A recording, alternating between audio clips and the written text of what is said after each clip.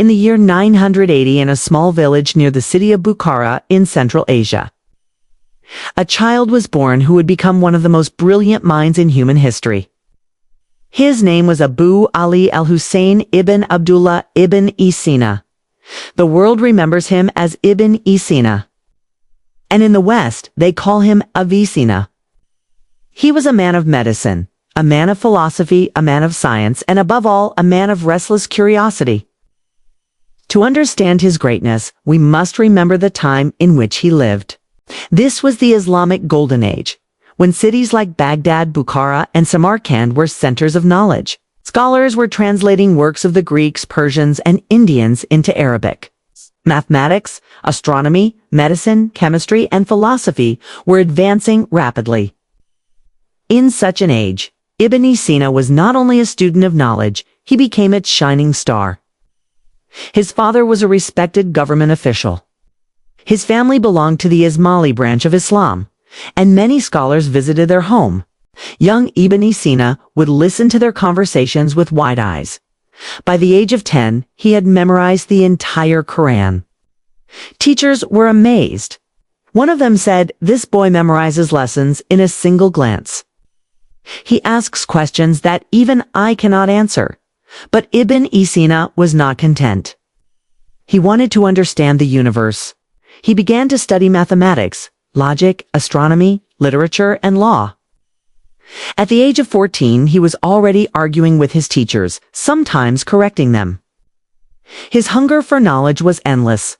When he was 16, he turned his attention to medicine. He read every medical book he could find.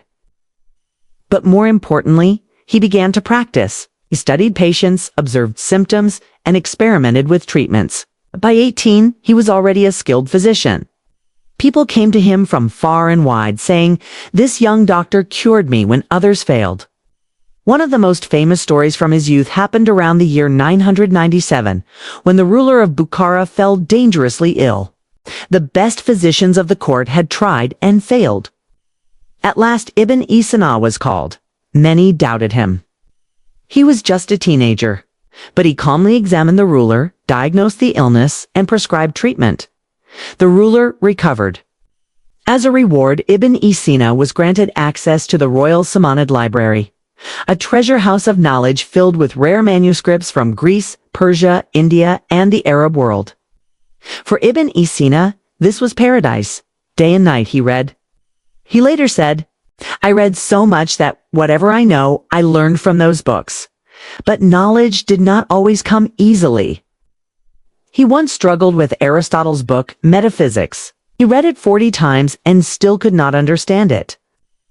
In frustration, he almost gave up. Then, one day, he found a commentary by Al-Farabi, a great Muslim philosopher. With that, everything became clear. Ibn-e-Sina felt as if a light had been switched on inside his mind. By the age of 21, Ibn-e-Sina had already written his first book.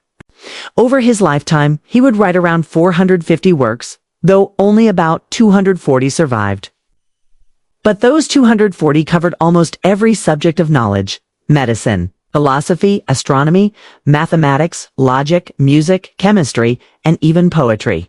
His most famous masterpiece was Al-Qanun fil Tibb, the Canon of Medicine, completed around the year 1025. This was not an ordinary book. It was a complete system of medicine. It described anatomy, explained fevers and infections, listed hundreds of drugs, and even discussed psychology. He explained how emotions could affect physical health, something modern medicine is still exploring today. For almost 600 years, this book was taught in universities of Europe and the Muslim world. Doctors in Paris, Bologna, and Oxford used it as their main textbook until the 17th century. But Ibn-e-Sina did not stop at medicine. He wrote Kitab al-Shifa, the book of healing, finished around 1027. This was an encyclopedia of philosophy and science. It included logic, mathematics, physics, and metaphysics. Despite its name, it was not about healing the body, but about healing the soul and mind with knowledge. He also wrote Kitab al-Najat, the Book of Salvation, a shorter version of his philosophical system. and Kitab al-Sharat, Walton Bahat, the Book of Directives and Remarks, his last and most mature work.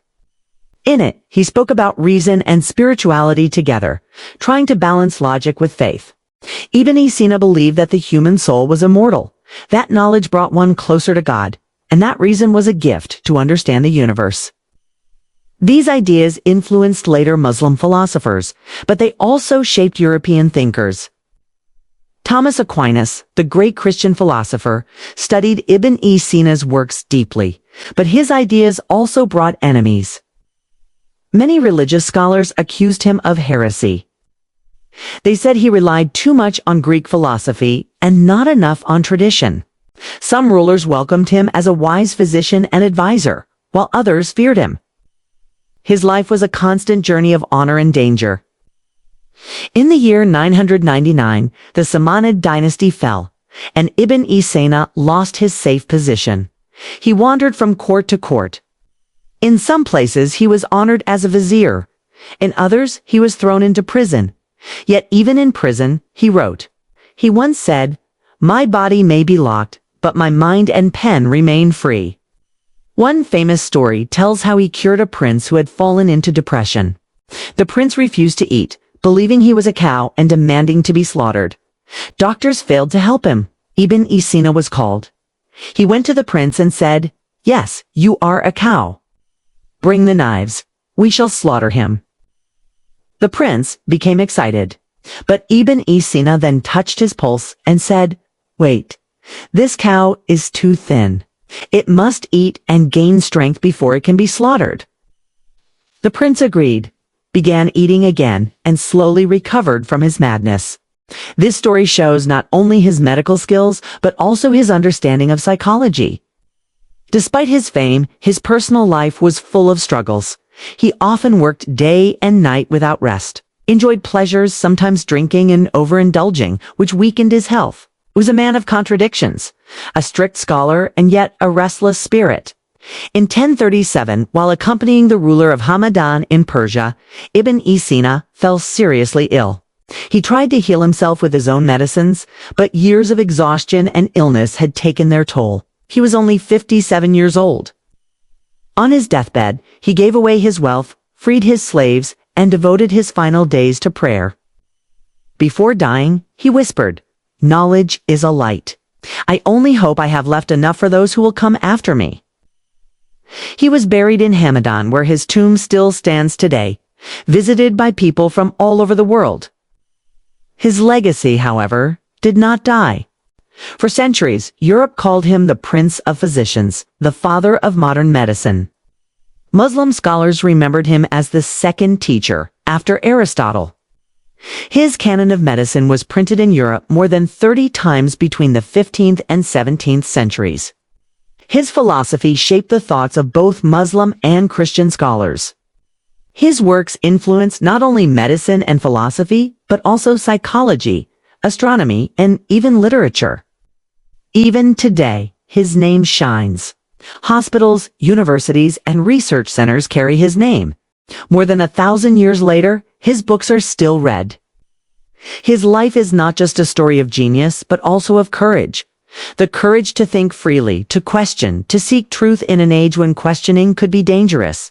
So who was Ibn-e-Sina? He was a boy who memorized the Quran at 10, a physician at 16, a savior of kings. At 18, a philosopher who shook the world, a prisoner, who rode in chains, and a man who died young but left behind a legacy that still lives. Perhaps that is why even today, his story feels both inspiring and mysterious. He was more than a doctor, more than a philosopher. He was a seeker of truth, a bridge between faith and reason, a light that continues.